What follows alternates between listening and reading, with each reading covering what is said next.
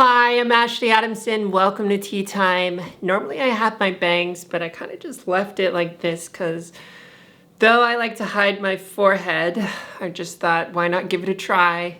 And I got a new pink shirt, which I'm also wearing today.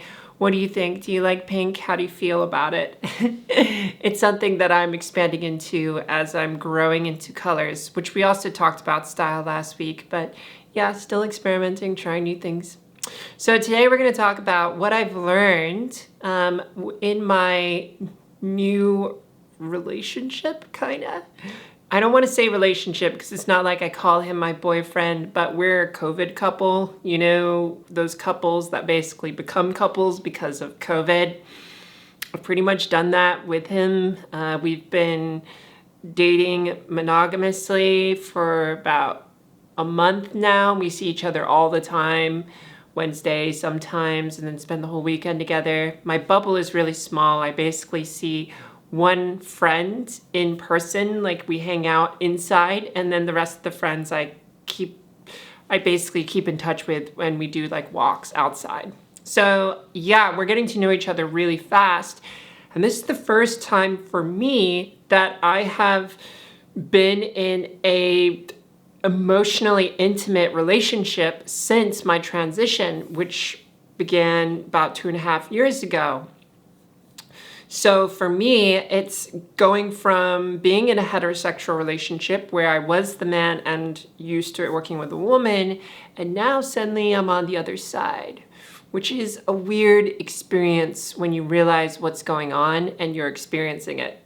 I don't know about you, but if you've been in a heterosexual relationship, transitioned and been on the other side, you kind of catch some things where you're like, whoa, now I'm on this side of the gender expectations and I'm on this side in terms of communication and experience and perception.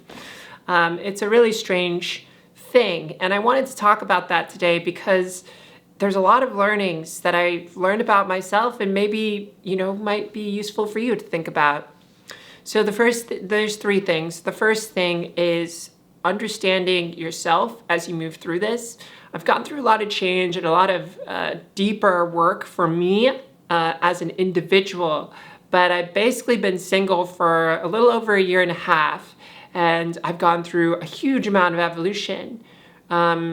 I don't know where you are in your transition, but I imagine that you've probably experienced a lot of change, even if you've been transitioning for a month, or even if you just realize that you're trans, you go through a lot of change just to realize that, right?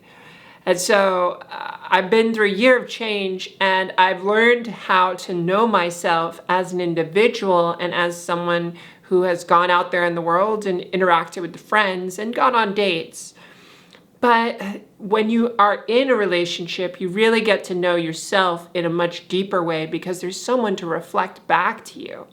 And so here I am getting to know someone on a much deeper level for the first time. And this time I'm the woman in the relationship, which is so weird when you're like, oh, I remember this dynamic, but I was on the other side. Oh yeah.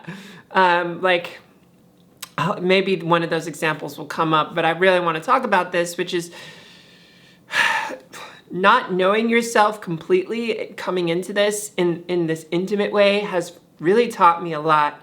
And where it's taught me the most is where conflict comes up, and not necessarily conflict caused by anything to do in the relationship, but conflict in my own emotional space. So taking estrogen, and girls, let me know if you are trans and taking estrogen, but your emotions kind of get a lot stronger and a lot more intense. And you don't really realize this until you start taking hormones and you switch from testosterone to estrogen. But it's on a whole nother level when you're upset and you're in an emotionally secure space. And that came up for me this weekend, and I was surprised at how an insignificant thing kind of like made me upset. You know those arguments you get into with your partner that are over nothing? This is one of those times. And we weren't really arguing, but I was upset because we had said we were going to do something and we didn't. And my expectations were different. They were not met. But he did nothing on his part to actually like upset me, it was all on me. And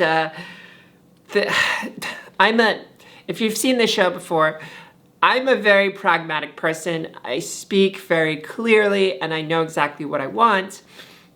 But when the emotions are flowing and I'm full of feeling, I can sound like I know what I'm talking about, but I'll just be talking about nothing that makes sense.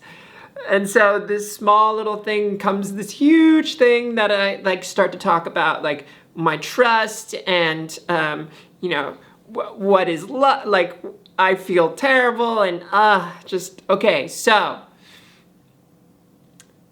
this is where I realized estrogen is really messing with my perception. And now I get it, why I had these experiences with women in my previous relationships. Because when you get emotionally triggered, it's gonna just push you over the edge. And all logic just goes out the window. The emotions are flowing, and it's this feeling of being taken by this wave.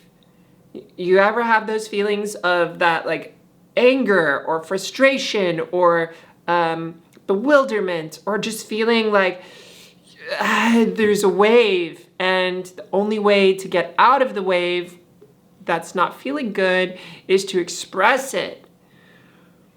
And the problem with someone that can be articulate about expressing it is it can be expressed in a way that can be hurtful, and it can be expressed in a way that can be frightening or even triggering.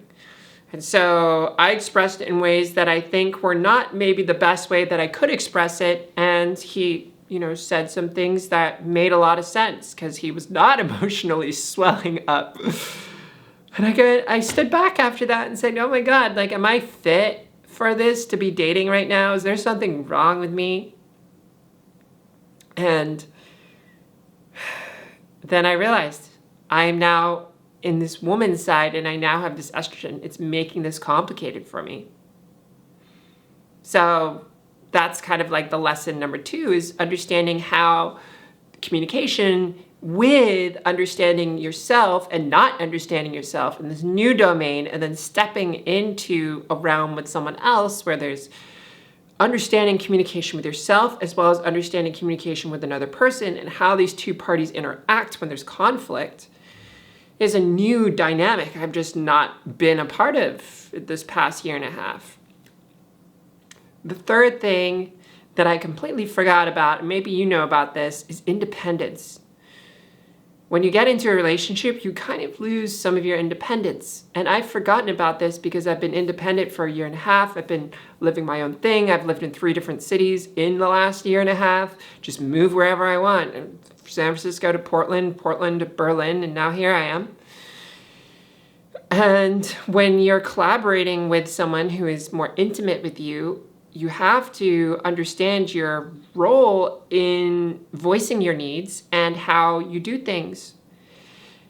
Have you ever been in a situation with your partner where you've been in a rush to get somewhere, like you need to get somewhere and there's a time limit? This is probably the best example where you don't have full independence, because if you did, you could say, oh, well, I need to hurry, I need to grab this, and I need to go. But if your partner is late, if your partner is taking time, you can't just force them to go and leave. You have to wait for them to get ready and go. And that's usually me. And like, this is kind of like the dynamic of being in a relationship, is this interdependency and trust, which is great, but also requires you to manage yourself and what you can't control. I can't control my partner in his goals for the day. If we both say we want to do this and neither of us push towards doing it for the day, then who am I to get upset at? Am I to get upset at myself, or am I to get upset at him, or do we not get upset at all? I got upset this is really dumb. So it gets really dark now in Berlin. And basically we spent all day in bed, and we were talking about going out for a walk in the sun. And we just kept pushing it back and back and back. And then it was too late, and we got out and it was dark, and I was upset about that. And this kind of taught me that I need to communicate my needs. If that's a goal that I actually care about, I can't rely on him to help me actually follow through on that goal as much as I want. It's my responsibility to also push for that. And so this is the third lesson, is learning about communication in a relationship, about your needs, and also learning about how that you communicate them and how you manage those expectations. You can't just expect your other partner to know what you need, and if you don't explicitly communicate that, it's no one's fault. So those are the 3 things that I've learned this week, and I'd love to hear about how things are going for you. It doesn't matter if you're in a relationship or not. What are you learning about yourself right now? Where are you growing?